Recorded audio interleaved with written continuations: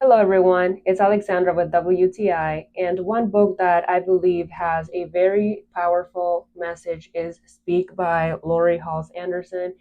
This book has a very important message, especially to the younger generation, children, and teenagers, that if they ever go through a situation where someone has tried to harm them or someone has harmed them already, what they should do in that scenario, which is, as the title indicates, to speak.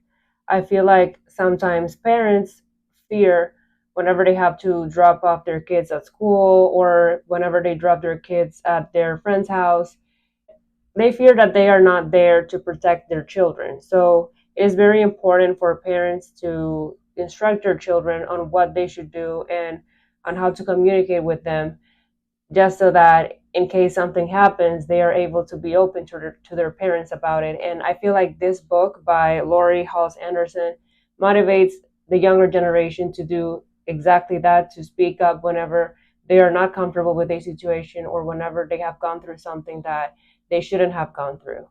And that is my point of view.